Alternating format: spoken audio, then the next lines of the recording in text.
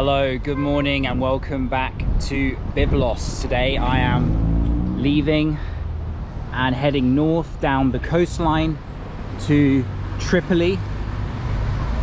I am just leaving the center of Byblos town and I've been told that there isn't any buses leaving from the town center.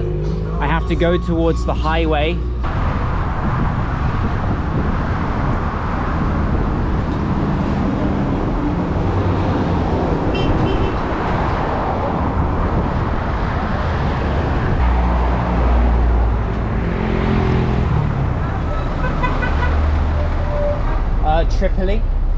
Tripoli. Yeah. Tripoli? Tripoli. No, okay.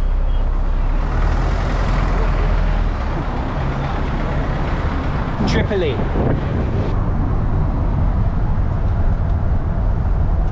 Okay, so that took literally about 2 minutes. One bus came straight away. It wasn't going to Tripoli. Then another small minibus, this one, came. Got my bag down here, the smaller one, and my larger bag is next to me. And I have the front seat by the driver. And people just tell the driver where they want to stop. For example, here, we're stopping at the side of the road. And whoever will get off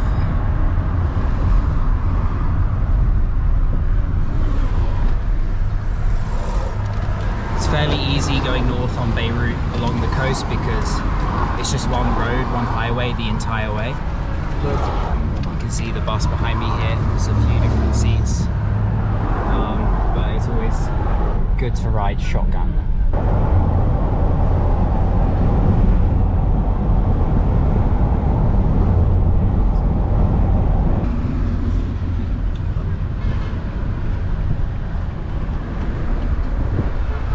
Stopping for a little coffee on the way. The driver is treating me to one. Shukran. Beautiful views of the Mediterranean as the highway passes, the waves crashing against the coastline. And to the right you have greenery and the more mountainous side of Lebanon. So interesting to observe as we go by and seeing locals get on and off as well.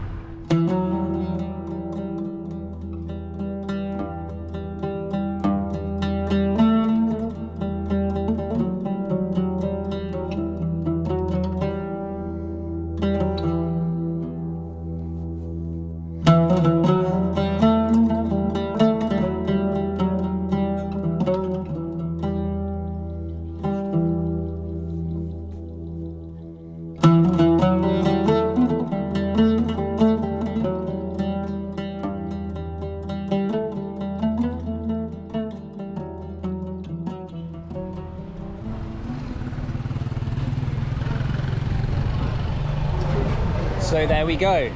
At today's unofficial value, that journey cost me around $2 and I'm right here in the center of Tripoli by the clock tower. And the driver was super nice, offered me to ride shotgun and then bought me that espresso. I'm now walking to my guest house and I will explore the city in a lot more detail tomorrow morning, as well as perhaps a little bit tonight. But first I am just heading to where I'm staying. A completely different vibe to Beirut, that's for sure. I love all these old cars.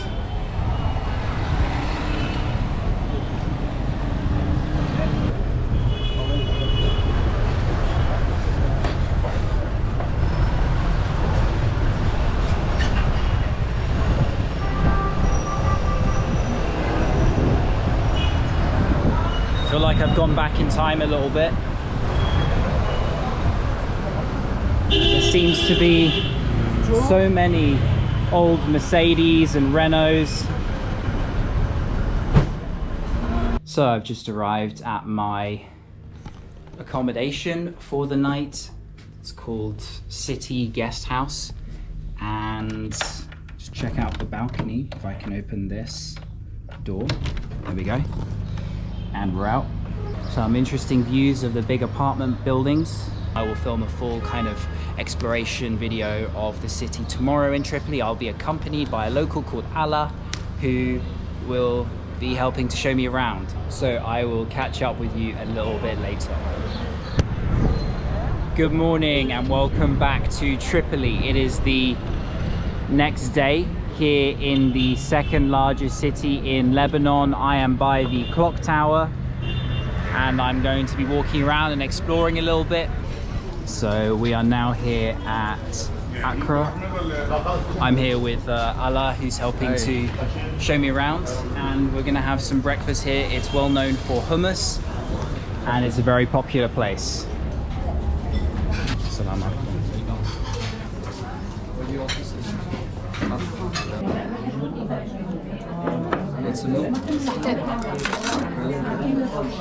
Alright, so here we have the traditional hummus, I'm assuming, with chickpeas in the middle.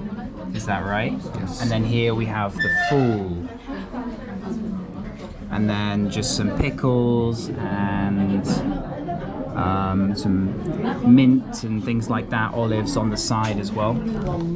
So let's dig in. I love the ambience. It's this kind of almost medieval castle-like setting with lots of families here trying the food. So very cool indeed. Here we go, trying the hummus.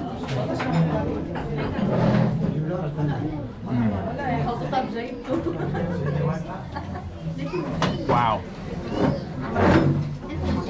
Really good aftertaste as well. It lingers. At the house. Because of the electricity problems, I'm not sure if the meat is well preserved or not. I'm gonna say it now. That's the best food I've ever tasted. Big statement, but I believe so. Normally I'm not a big fan of food, but this one is it's really doing it for me. Following breakfast, we are passing through the gold souk. This mosque has a story, yeah, but it's an amazing one. They used to be open all the time, but a few years ago we had some terrorist attacks. This is the first hammam. It's the functioning one, the only functioning one in Tripoli. The only functioning hammam. Yeah. The rest are really nice ones. Closed.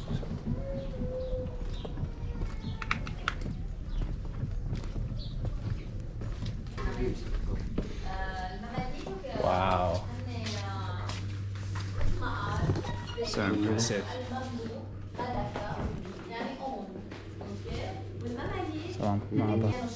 This is the famous olive oil soap. Tripoli is known for its olive oil soap.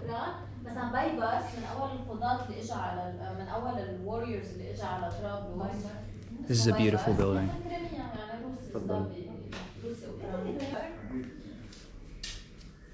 So after the hammam, what did they do? They hang the towels here, or they used to hang it on the roof. Very impressive. Okay, so it's either here or years on of the practice. rooftop, but in this hammam, it's more inside. He's showing us inside. Quite humid in here. Yeah, okay. Show. Wow. I am seriously impressed. I did not expect the hammam to be this beautiful.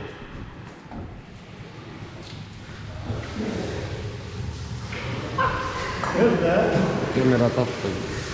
وقف كاميرا.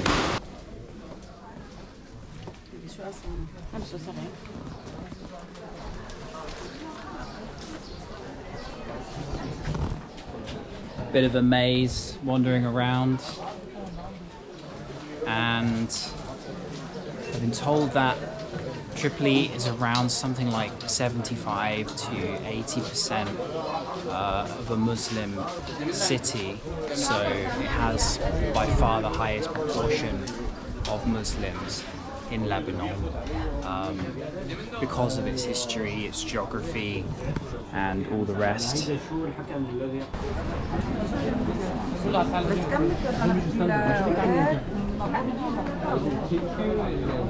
the castle that I'm sure that Check out this very authentic and beautiful shop I've just seen.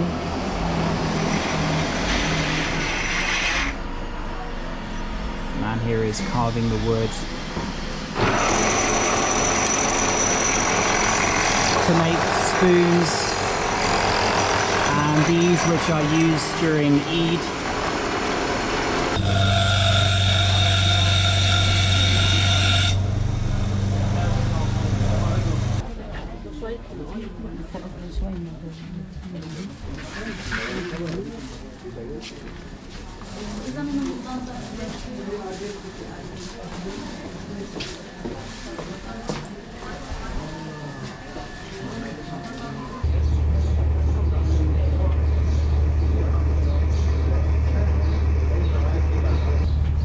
So that guy just brought his kettle along and he just fixed it like that. Just in this small little shop. You just bring what needs doing and it'll be done. So this one's shisha.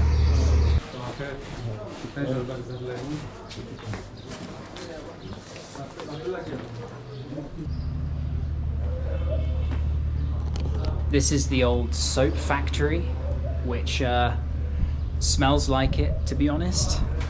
Here are some examples right here of the freshly made soap. they keep it here for like 3 months to dry. 3 months to dry, he says. Even more. Wow. And this used to be a mixer, I guess. Piles of soap. This one with the cedar tree of Lebanon on the front. So these soaps are drying at the moment, and this is where they cut them. He is marking the cedar tree of Lebanon onto the one that I have selected.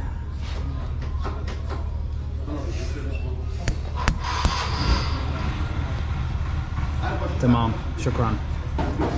More hidden corners of Tripoli with authentic cafes.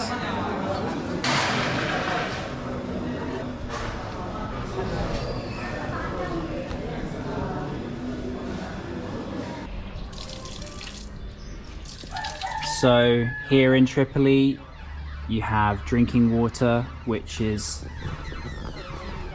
supposed to be some of the best in Lebanon, as it comes directly from the mountains. Some of these very atmospheric, old, narrow souk kind of streets.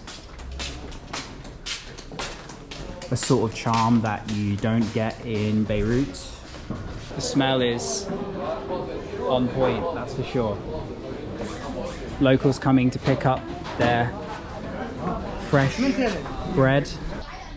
So hidden within the labyrinth of souks and mosques and hammams is one very interesting Christian small church hidden down this alley here.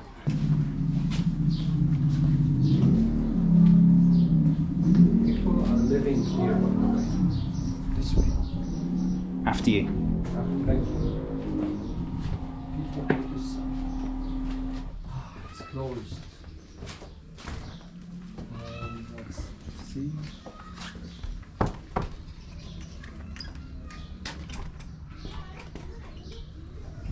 Marhaba.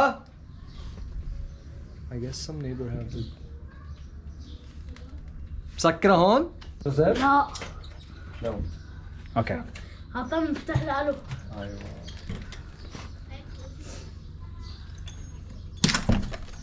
Here we go.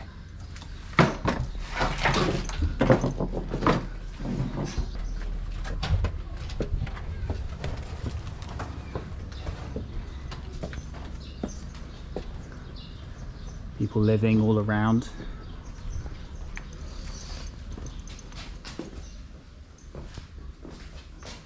Wow.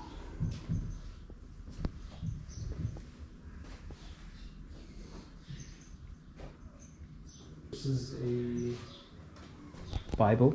I don't think it's a Bible. I think it's more like poets and stuff they sing in the church.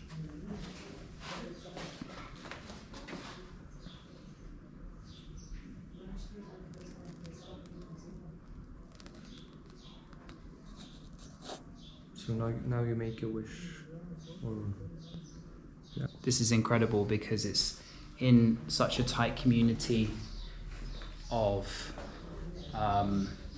you know, the souk, and traditionally this area is all Muslim, and so for this small little cozy church to be hidden amongst the souk is really interesting. And this isn't because of the civil war per se. This would have been unique to be in this part of the city in the souk. There are churches around in other places too, but it would have been unique even before the civil war to find something like this that's so hidden away.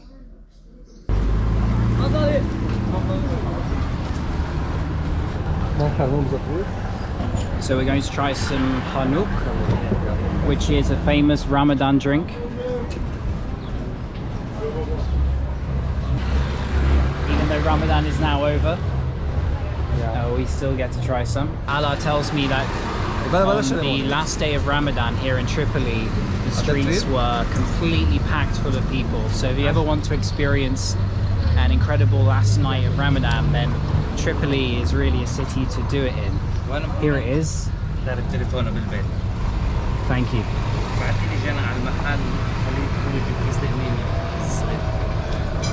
You want the straw? Cheers. Cheers. I'm okay actually.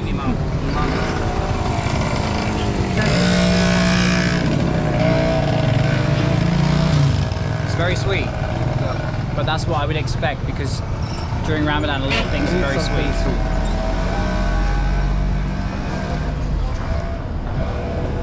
You can see the street here and the vibe of this amazing old place. Over here is the largest hammam in Tripoli, which we will go into in just a moment. So we are now entering the largest hammam in Tripoli.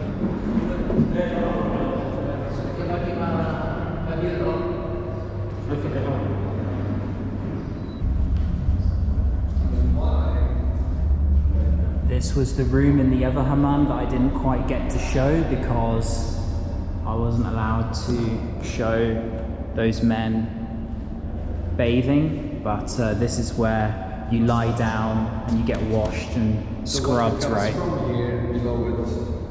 Oh, the water just comes straight in? Yeah, we're going to the boiler. Okay.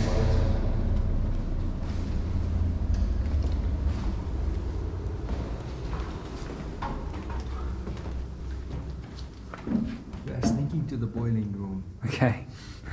See, those are the boilers here, and the water passes from inside. They're going down.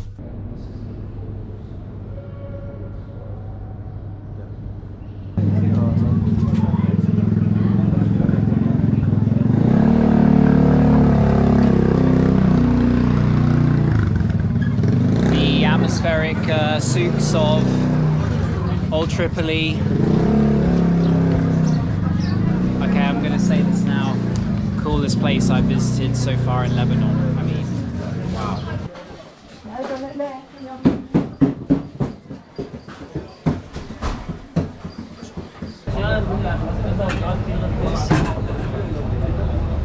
Shukran.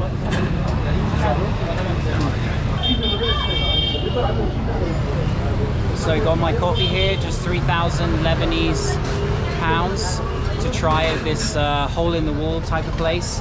Locals sitting on and standing on the street trying it as well just here, and you can kind of just take it and go about your day.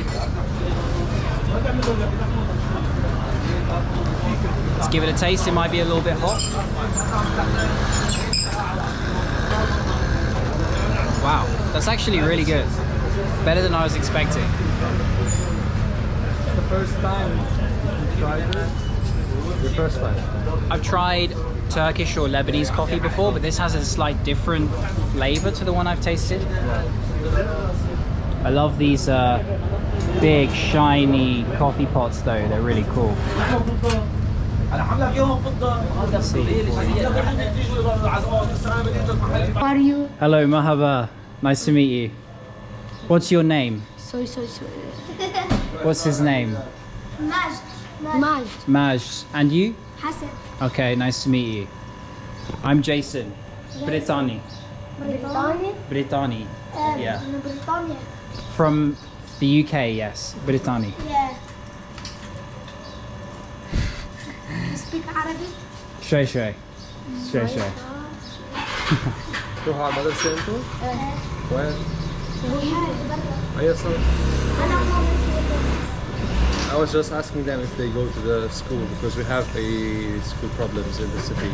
Most of the kids are not going to school anymore, but they said that yeah. So we're now entering what is the oldest part of the city. A lot of these buildings are 1,000 years old, and this way leads towards the Citadel, where we'll be able to see good views of a lot of the city. So people are still living in these. Yeah, normal. People living here, these are their houses. But it really bothers me when people reach Batroun already, and they don't bother going one like 20 minutes further. Oh yeah, exactly. And Allah's alluding to the fact that not that many people tend to visit Tripoli. I mean, Byblos and places like that are really advertised as touristy places. In Lebanon, Tripoli gets a slightly harsher reputation, which is kind of unfair because from what I've seen already so far today, it is by far the most interesting place I've seen in Lebanon. Just look at all this, the souks I showed earlier.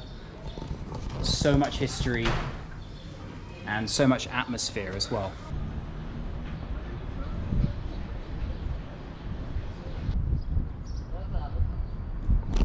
The views from the top of the Citadel here, the river is just on the other side.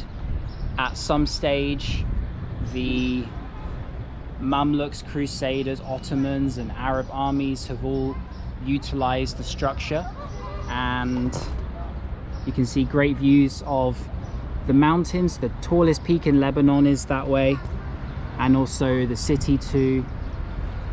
The fortress is enormous, much bigger than the one in Byblos, and probably the most impressive in all of Lebanon. It is the largest in Lebanon and well worth checking out as part of exploring the city. There's an old myth. My grandmother used to tell me that a huge snake used to live here in this citadel, a very, very huge and tall one, that every Eid it goes out and eats a full sheep, and then it goes all the way to the river to drink and come back. It used to tell me this myth to scare me not to come here, but I never listened. We're at the very bottom of the staircase. We've walked all the way down from the top of the Citadel. This is almost like a secret passage. Say like the Pope in the Vatican would have had something similar, or still has something similar today. And here You can go. You can still go. you can still go further. Yeah. And from here, it's the end. Yeah. The passage starts from here. But no one knows where it ends. Is the highest point.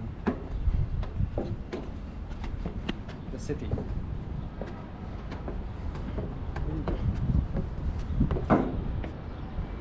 Gets away of your view.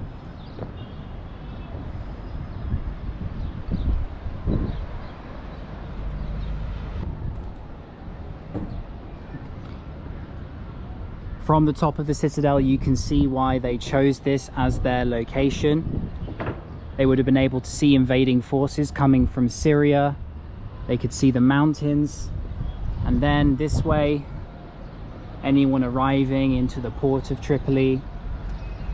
So you had a real 360 perspective of every possible entrance, and right up here you're in this almost impenetrable fortress.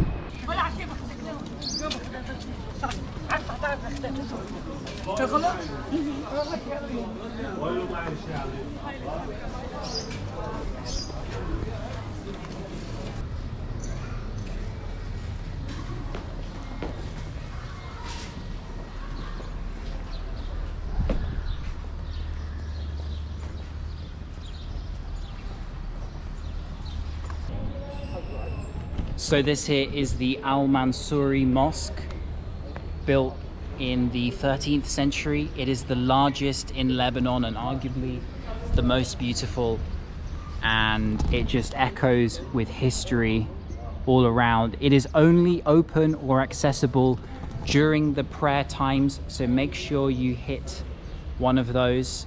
This is the afternoon prayer time. It's just about to start. They've already opened the doors.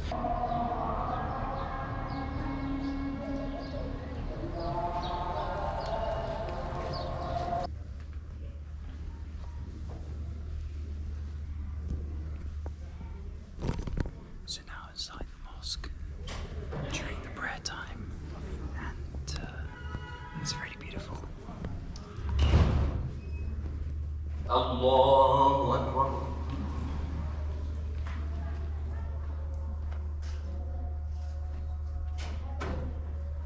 Allahu Akbar. So coming out of the mosque there, we got talking to a local man who wanted us to hear his cry, his pleas for help. He wanted to share with the world the situation here in Tripoli and in Lebanon as a whole. And although I have touched upon this on my Beirut vlog, people particularly in Tripoli are really struggling here, and it's something that should be mentioned and talked about. The fact that prices have gone up so much, people's savings all but disappeared. Of course, a lot of interesting and cool places to visit as a tourist here in Tripoli and in Lebanon. It's also important to remember the situation that you find yourself in.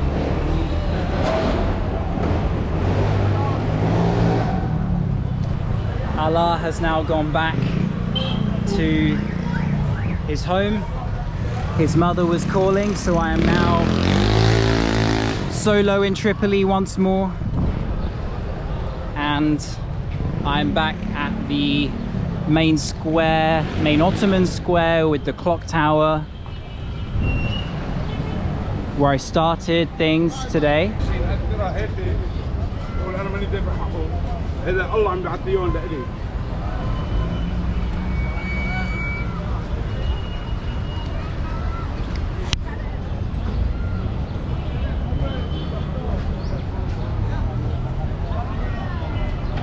So I just finished some shawarma for dinner, and I'm gonna finish things off by visiting one of the most famous sweet places in all of Tripoli, as it's known for its sweets. It's called Halab 1881, and it is pretty fancy, and they have a ton of things to choose from.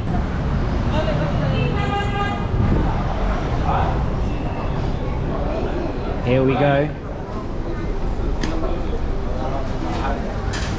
Baklava and other things down here.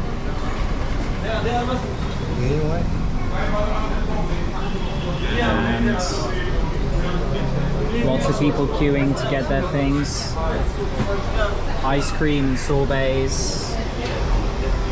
And over here, more kind of French-looking desserts, profiteroles and things. But it is also known for its kunafa. There are cakes here. The seating is really nice. Let me show you the other section. Oh, by the way, this is a really famous one. I can't quite remember the name of it off the top of my head. It's an open kitchen. You can see them freshly making all of the desserts, which is really nice. So if you're a big sweet fan, then this is the place. So you cannot really come to Tripoli without trying some of its famous sweets. And my halwa el jaben has arrived. And it's kind of a sweet cheese wrapped in semolina. There's some cream on top, there's some pistachio, sprinkled over, along with these what look like some kind of fruity strawberry-like shavings. I've also got carrot juice as well. Another famous one is kunafa, and I've tried that in so many different countries that I thought I would give this a go. It also comes with a sweet syrup, sugar syrup I should say, and you just kind of drizzle it over the top. So here we are, digging in, using plenty of that sugar syrup. The cheese gives an interesting contrast, the kind of creamy cheese. I wouldn't say it's my favorite. The syrup definitely helps actually make it taste nice. I think without this I'd be struggling to eat it.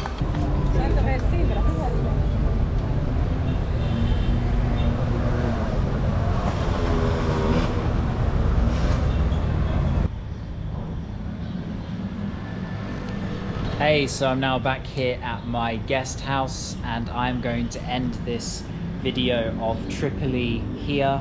I am pretty tired after filming the vlog and journeys from Beirut to Byblos and Byblos to Tripoli, and then filming all day today during the hotter afternoon hours. So it's been pretty tiring. I'm not going to do any more than that. This video is already fairly long, as well as we did quite a lot and visited a lot of different individual places. So from the underrated second largest city in Lebanon, which I highly recommend you include as part of a trip here in the country, it really surprised me just how interesting it was. I'm planning to head back to Beirut, and then I will do a day trip to the ruins of Baalbek, which will be fascinating. I've heard lots of good things. I will see you on the next one. Cheers.